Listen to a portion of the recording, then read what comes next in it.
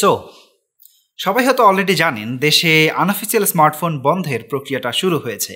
And এই জিনিসটা আমার কাছে মনে হয় অফিসিয়াল স্মার্টফোন ম্যানুফ্যাকচারারদের জন্য একটা বেশ বড় স্কোপ, যার অন্যতম উদাহরণ হচ্ছে এই ইনফিনিক্স হট 10S স্মার্টফোনটি। আগামী 10 জুলাই থেকে পিকাবো এবং দারাজে 12,990 টাকায় এই স্মার্টফোনটি পাওয়া যাবে এবং 12 জুলাই থেকে সেটা পাওয়া যাবে অফলাইন মার্কেটে। মাত্র 12,990 টাকার এই স্মার্টফোনটাতে যেই ফিচারগুলো অফার করা হয়েছে তা অফিসিয়াল কিংবা আনঅফিসিয়াল কোনো স্মার্টফোনই এই প্রাইস রেঞ্জে আর অফার করছে না। যে ফিচারগুলো নিয়ে আমরা একটু পরেই আলোচনা করব, তবে তার আগে চলুন আমরা স্মার্টফোনটির আনবক্সিংটা দেখে আসি। বরাবরের মতোই গ্রিন অ্যান্ড অরেঞ্জ কালার স্কিমের সাথে বক্সটা থাকছে। আমার কাছে থাকা ইউনিটটা 4GB র্যাম এবং 128GB স্টোরেজের, তবে চাইলে 1000 টাকা বাড়িয়ে 6GB র্যামের ভার্সনটাও নিতে পারেন। যাই হোক, বক্স ওপেন করলেই 6.82 ইঞ্চের ম্যাসিভ সাইজের একটা ফোন পাওয়া যাবে। সাথে থাকছে একটা হার্ড প্লাস্টিক কেস, কিছু পেপার ওয়ার্ক, একটা প্লাস্টিক স্ক্রিন গার্ড, 10 ওয়াটের চার্জার উইথ আ USB কেবল। নাও প্রথমবারের মতো স্মার্টফোনটা হাতে নিয়ে আমার কাছে মনে হয়েছিল এটা অনেকটাই টিপিক্যাল একটা বাজেট স্মার্টফোন, বাট অ্যাকচুয়ালি আমি দেখতে পাই যে এই স্মার্টফোনটা এর কম্পিটিটর দিক থেকে অনেক বেশি এগিয়ে আছে স্পেকের দিক থেকে। লাইক এখানে ব্যবহার করা হয়েছে 6.82 ইঞ্চ HD+ 90 হার্টজের IPS ডিসপ্লে। এখানে রয়েছে 6000 মিলিঅ্যাম্পিয়ারের ব্যাটারি, একটা 48 মেগাপিক্সেলের ট্রিপল ক্যামেরা সেটআপ যেখানে 2K রেজুলেশনে ভিডিও শ্যুট করা যায়। সব কিছুর জন্য অবশ্যই থাকছে মিডিয়াটেক হিলিও G85 প্রসেসর, যেটা এই বাজেট স্মার্টফোনের মধ্যে একদম বেস্ট প্রসেসর। এখানে রয়েছে 4GB অথবা 6GB র্যাম, এখানের একটা ডিসেন্ট স্পিকার সেটআপও রয়েছে একটা হেডফোন জ্যাক, ইভেন এখানে ট্রিপল সিম কার্ড স্লট ব্যবহার করা হয়েছে, যার মধ্যে আপনি একই সাথে 2টা সিম কার্ড এবং একটা SD কার্ড ব্যবহার করতে পারবেন। মানে স্পেক দেখার পরে যে কেউ এই ইনফিনিক্স হট 10S স্মার্টফোনটাকে পছন্দ করে ফেলবেন। এমনকি আমরা যদি এই বাজেটের অন্যতম budget best smartphone Narzo 30A এর সাথে কম্পেয়ার করি, তারপরে এই স্মার্টফোনটা ব্যাটারি এবং ডিসপ্লে সহ আরও অনেক দিক থেকে এগিয়ে রয়েছে। যেমন ফোনটার দিকে তাকালে এটা বেশ ফ্ল্যাশি, স্পেশালি গ্লসি ফিনিশের এই প্লাস্টিক ব্যাকপার্টের গ্রেডিয়েন্ট গ্লিটার ফিনিশের জন্য বেশ চমৎকার লাগে দেখতে। তবে এর ফিঙ্গারপ্রিন্ট সেন্সরের পজিশন থেকে শুরু করে পাওয়ার বাটন, ভলিউম রকার সব কিছু যদি আর একটু নিচের দিকে থাকতো তাহলে এক হাতে ব্যবহার করা আরও ইজি হতো, এবং 210 গ্রাম ওজন হওয়ায় লং টাইম ইউসেজেও কিছু কষ্টকর হয়ে যায়। তবে এই বড় সাইজ এবং হেভি ওয়েটের ব্যাপারটা অনেকেই ইগনোর করে যাবেন, বিকজ এখানে যে ম্যাসিভ ব্যাটারি ব্যবহার করা হয়েছে সেই জন্য আপনি অনায়াসে 8 ঘন্টারও বেশি স্ক্রিন অন টাইম পাবেন। ইভেন যারা রেগুলার ইউজার আছেন তারা অনায়াসে 2 দিনের ব্যাটারি ব্যাকআপ পেয়ে যাবেন। ইভেন আপনি যদি গেমিংও করেন তারপরে আমার কাছে মনে হয় 1 দিনের ব্যাটারি ব্যাকআপ কোনো ব্যাপারই না, 6 থেকে 8 ঘন্টার স্ক্রিন অন টাইম ইজিলি পেয়ে যাবেন।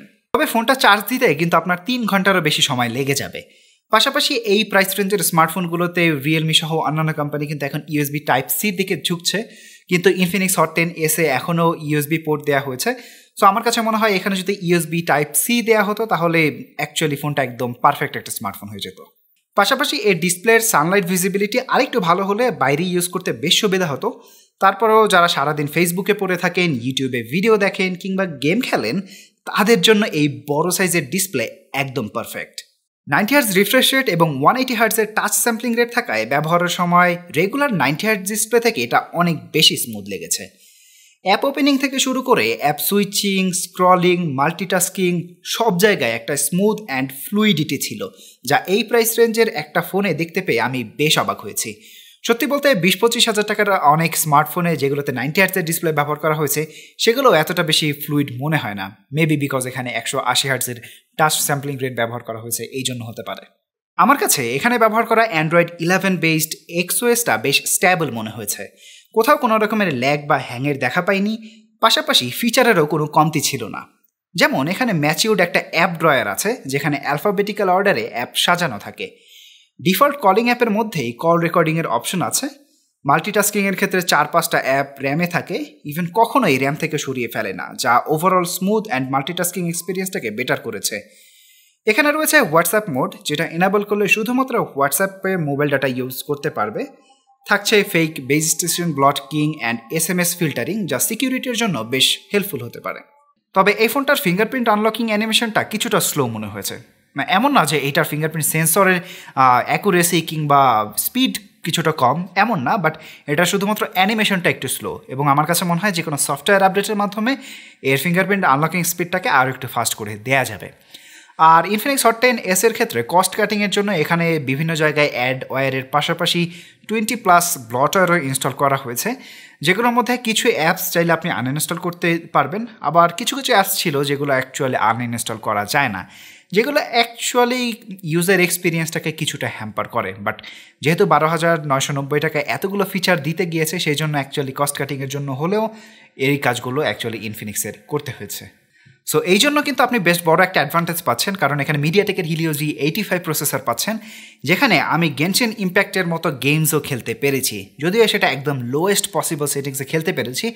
বাট 12-13 হাজার টাকা দামের একটা স্মার্টফোনে যেটা খেলতে পারবো সেটা আমি একটু কল্পনা করিনি, বিকজ অনেক 50-60 হাজার টাকা দামের স্মার্টফোনই দেখা যায় এই গেমসটা একদম হাইয়েস্ট সেটিংসে খেলতে গেলে স্ট্রাগল করে। সেখানে যে এই গেমটা আপনি এখানে খেলতে পারছেন সেটাই আমার কাছে অনেক কিছু মনে হচ্ছে। পাবজি এখানে এইচডি প্লাস হাই সেটিংসে খেলা যায়, তবে 15 থেকে 30 মিনিট পরে হিটিং ইস্যুর কারণে কিছুটা পারফরমেন্স ড্রপ করে, এবং এর জাইরো সেন্সরটাও একটু ডিলেতে কাজ করে বলে আমার কাছে মনে হয়েছে। এক্ষেত্রে মিডিয়াম প্লাস ব্যালেন্স গ্রাফিক্সে খেললে কয়েক ঘন্টায় হিটিং ইস্যু দেখা যায় না এবং কোনো রকমের ফ্রেম ড্রপও করে না, যেটা আমরা অ্যাসফল্ট 9 এবং কল অফ ডিউটি এর ক্ষেত্রেও দেখেছি। অ্যাসফল্ট 9 এবং কল অফ ডিউটি আমি খুব ভালোভাবে খেলতে পেরেছি, ডিফল্ট সেটিংসে কোনো রকমের প্রবলেম হয় না, এবং কল অফ ডিউটি তো কোনো রকমের প্রবলেমই হয় না, খুবই অপটিমাইজড একটা গেম। এবং ফ্রি ফায়ারের কথা তো আরও ভালো, মানে ফ্রি ফায়ার অলমোস্ট 60 FPS এর কনস্ট্যান্ট স্পিড পাওয়া যায়, যেটা খুবই ভালো লেগেছে আমার কাছে।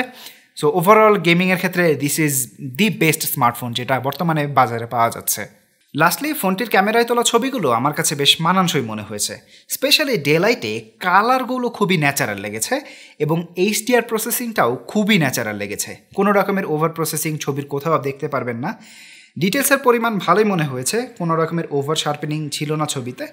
পোর্ট্রেটের ক্ষেত্রে খুবই অ্যাকুরেট একটা স্কিন টোন দেখতে পেয়েছি, যেগুলো এই প্রাইস রেঞ্জের স্মার্টফোনগুলো অনেক ডিফিকাল্টি ফেস করে। এর সাথে পোর্ট্রেট মোডে এজ ডিটেকশনটাও খুবই অ্যাকুরেট এবং বোকে ইফেক্টটাও বেশ ন্যাচারাল লেগেছে। আর ভিডিওর ক্ষেত্রে এখানে 720 পিক্সেলে পোর্ট্রেট মোড থাকছে, যা একটা গিমিকই বলা চলে। তবে এখানে সর্বোচ্চ 2K রেজুলেশনে ভিডিও শ্যুট করা যাবে, যেখানে বেশ ডিটেলস একটা ফুটেজ পাবেন। তবে ফোনটিতে কোনো রকমের স্ট্যাবিলাইজেশন থাকছে না। আমার মতো যদি এই স্মার্টফোনটাতে EIS দেওয়া হতো তাহলে আমার কাছে মনে হয় এটার ভিডিও ক্যাপাবিলিটি অনেক বেশি বাড়তো, বিকজ অনেক ফোনেই এই প্রাইস রেঞ্জে দেখা যায় EIS থাকে। লো লাইটের ক্ষেত্রে ক্যামেরাটা বেশ ভালো পারফর্ম করেছে। এই ছবিটাতে দেখতে পাচ্ছেন আকাশের তারাটাও দেখা যাচ্ছে, এবং ওভারঅল নয়েজ ফ্রি ক্লিন কিছু ছবি পেয়েছি। সেলফির ক্ষেত্রে 8 মেগাপিক্সেল সেন্সরটা মোটামুটি পারফর্ম করে, বিশেষ করে স্ক্রিনটা সাদা করে ফেলার একটা প্রবণতা আছে, যা আবার অনেকের কাছে ভালোও লাগতে পারে। তবে overall colour, details and dynamic range অনেকটাই ভালো ছিল। সো ওভারঅল আমার কাছে মনে হয়েছে ইনফিনিক্স অ্যাট লাস্ট তাদের রাইট ডিরেকশনের দিকে যাচ্ছে, এবং এই সময়টাতে এমন একটা স্মার্টফোন লঞ্চ করার ফলে তারা অনেকটা যে মার্কেট পাবে এবং অনেক মানুষ যে ইনফিনিক্স হট 10s স্মার্টফোনটা কিনবে তাতে কোনো সন্দেহ নেই। এবং এই বিষয়টা সম্পর্কে আপনারা কী ভাবছেন? আপনাদের কি মনে হয় ইনফিনিক্স এই টাইমে এরকম একটা স্মার্টফোন লঞ্চ করে দর্শকদের বা ইউজারদের মনোযোগ আকর্ষণ করতে পারবে কিনা, সেটা ডেফিনেটলি আমাদেরকে কমেন্ট সেকশনে জানিয়ে দিন। আর স্মার্টফোনটা কেমন লাগলো সেটাও আমাদেরকে কমেন্ট করে জানিয়ে দিন। আর ভিডিও ভালো লাগলে ভিডিওতে লাইক দিয়ে চ্যানেলে সাবস্ক্রাইব করে বেল বাটনে ক্লিক করে রাখবেন অবশ্যই। তো আজকের মতো এখানে বিদায় নিচ্ছি, টাটা বাই বাই, দেখা হবে পরের কোনো ভিডিওতে।